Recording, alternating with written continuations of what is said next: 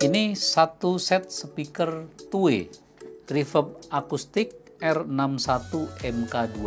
Ciri-ciri produk yang baik secara umum dan juga untuk reverb sudah terbukti. Beberapa brand yang kita jual benar-benar tidak kaleng-kaleng.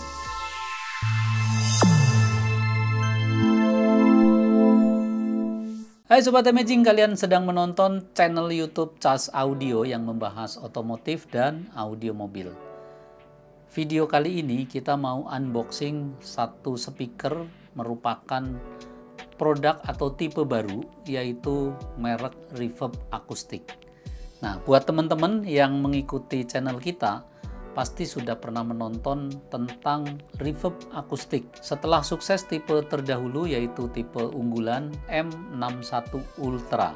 Kali ini satu set speaker two-way reverb akustik R61 MK2. Nah, packagingnya juga sedikit berubah. Kalau yang dulu-dulu warnanya lebih ke kuning, lalu M61 ada lebih ke warna hitam dicampur dengan warna gold. Ini bukan hitam nih, kayak coklat ya, kita bilangnya warna coklat. Nah, ini tampilan packaging seperti ini. Langsung kita mau bedah, jadi saya kasih lihat dulu tuh. Bentuknya seperti ini, tergolong ramping, lalu bagian bawahnya ada mereknya juga. Speaker ini katanya memiliki perubahan pada bagian desain ya, seperti apakah? Kita langsung buka kali ini. Nah, bener banget. Ini saya belum pernah melihat desain reverb akustik dengan model seperti ini ya. Kita keluarkan dulu. Kabelnya pun juga beda, nanti akan coba kita perdetil. Lalu ini bagian mid bass, langsung kelihatan sangat berbeda dibandingkan sebelumnya. Nah, ini terakhir mid bassnya. Ini saya letakkan isinya dan saya kasih lihat sudah tidak ada. Oh, ada nih, ada lagi nih, apa nih? Kita keluarin ya. Ada crossover rupanya. Nah, ini udah habis. Tuh, udah nggak ada isi ya. Kita pinggirin dulu. Sebelum ngomongin produk secara lebih detail, saya tadi lupa nih. Saya mau kasih speknya ya. Kalau di dalam kardus, reverb R61 MK2 ini ukuran tweeternya adalah 20 mm soft dome untuk tweeter ya, CNC frame. Nah, untuk wire-nya adalah silver, bener aja nih. Jadi kabelnya warna silver jenisnya, dan ukuran mid bass-nya adalah 6 inci. Jadi datanya ternyata ada di sini, serta menggunakan inline passive crossover. Jadi ada passive crossover-nya, dan yang paling penting untuk respon frekuensinya ini dari 40 Hz sampai 30.000 Hz atau 30 kilo. Nah, ini speknya, saya mau langsung perdetil ke produknya dulu.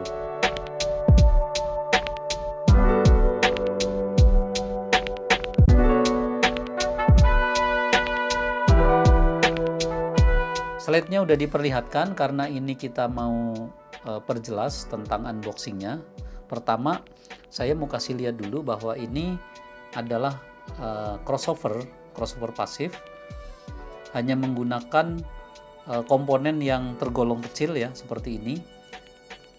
Dan ini pasti untuk tweeter nih, kita bisa lihat di sini, yaitu R61 MK2 ada labelnya, dan keterangannya adalah untuk tweeter. Nah, ini benar sekali. Berarti ini hanya main cutting frekuensi, kelihatannya 12 dB ya.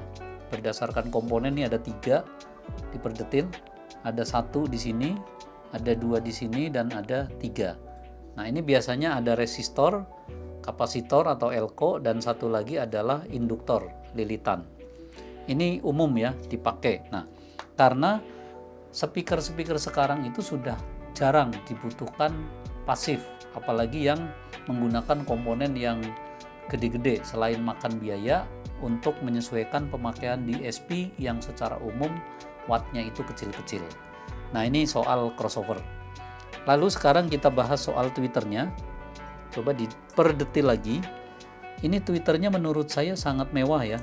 Bagian depannya sangat bagus, ringnya juga tergolong sangat rapi. Dan di bagian bawah pinggir ini ada mereknya, Reverb. Nah, untuk tweeternya jenisnya adalah dome tweeter. Bagian belakangnya ini ditutup dengan full aluminium. Nah, ini untuk kabel sangat paten ya, karena masuk dari dalam, bukan disolder di bagian sininya, tetapi masuk dari dalamnya.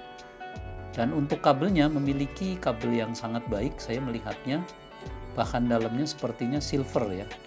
Tuh, tapi ini udah disolder. Nah, untuk pegangan ring, untuk tweeternya ini menggunakan model cincin nih, bisa kita puter ya. Tuh, ini keren menurut saya. Coba saya buka nih. Nah, ini udah kena tuh. Ada cincinnya. Ukuran tweeternya kecil ya, 1 inci lebih. Nah, saya suka nih dengan model tweeter yang ramping seperti ini. Bikinannya bagus, finishingnya maksudnya, dan dome tweeternya cukup gede. Jadi sangat memenuhi ruang pinggirnya tuh. Ini bagian dome tweeternya. Jadi full ya, bodinya seperti ini. Nah, saya sangat suka tweeter ini kenapa? Untuk pemasangan OEM look ini biasanya lebih mudah. Jadi tidak terlalu tebal di belakang dan tidak terlalu lebar diameternya. Karena kalau OEM look itu rata-rata memiliki jaring yang cukup kecil. Biasanya pada mobil Innova, Avanza, atau Honda sekalipun. Itu biasanya memiliki ruang yang sangat sempit. Dengan tweeter ini seharusnya selain mudah pemasangan, memungkinkan dipasang OEM look itu lebih pas dengan tempat aslinya, bagian depan dan juga bagian belakangnya. Oke, ini untuk tweeter saya sudah jatuh cinta ya, sudah memenuhi syarat penjualan di tempat kita, karena biasanya ada yang minta OEM look, ada yang minta custom. Nah, seandainya minta custom, ini juga sangat memudahkan mendesain karena dilengkapi dengan pegangan belakangnya, serta kita nggak usah bikin celup. Ini sudah enak dilihat karena ini sangat tipis. Modelnya dibikin miring, jadi terkesan bibirnya sangat tipis. Oke, ini tweeternya sudah kita bahas. Sekarang kita melihat ke bagian mid bass.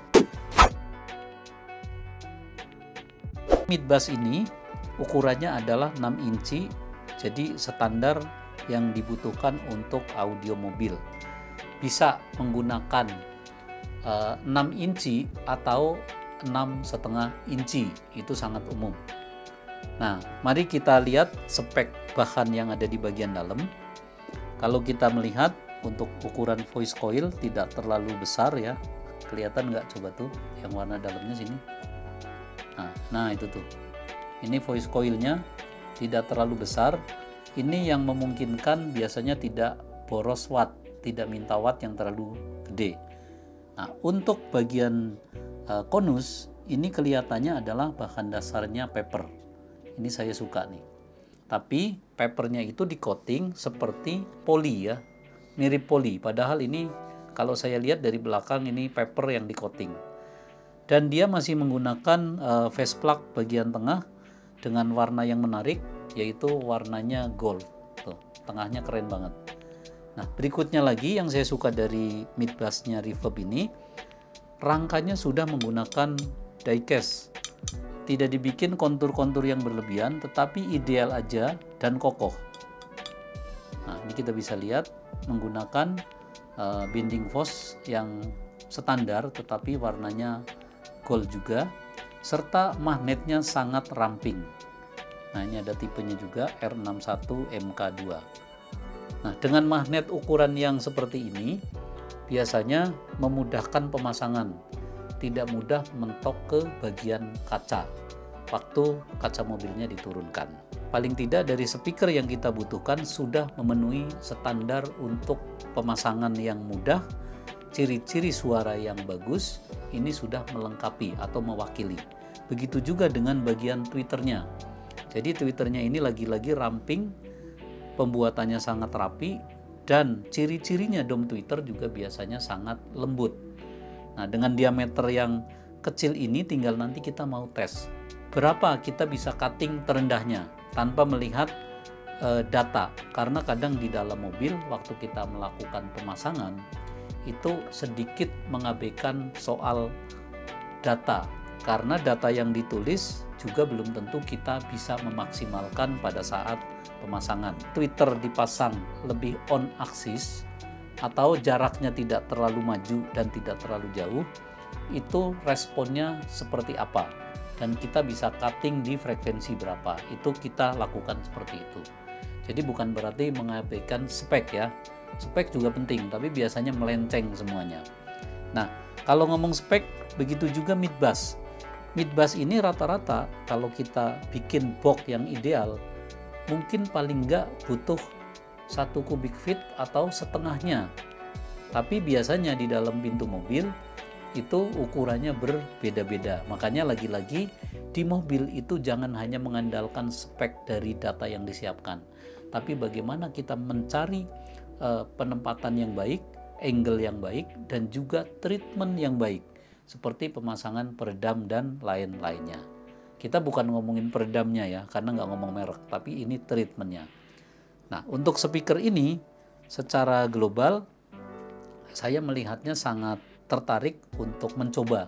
Nanti akan kita coba di mobil sendiri ya. Kita ada satu mobil demo R3, nanti akan kita pasang, nanti akan kita review biar kalian nggak ragu-ragu untuk misalkan membeli.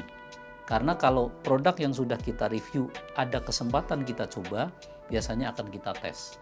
Dan setelah yakin ini speakernya atau produknya bagus, baru kita tawarkan kepada konsumen kita. Nah, terakhir kita mau bahas soal harga. Harga saat ini ditetapkan retailnya adalah 6,5 juta. Nah, ini menurut saya sangat worth it karena dengan ciri-ciri produk yang baik secara umum dan juga untuk reverb sudah terbukti. Beberapa brand yang kita jual benar-benar tidak kaleng-kaleng. Bahkan produk tertingginya yang nilainya 10,8 juta ini hadir lagi dengan produk middle-nya, satu tingkat di bawahnya, harganya 6,5 juta. Jadi kalian yang penasaran ditunggu aja, jangan bosen, dukung terus dengan cara komen, like, subscribe, tekan tombol lonceng agar dapat notif di video berikutnya. Terima kasih banyak, sampai jumpa di video selanjutnya. Cas Audio Imaging.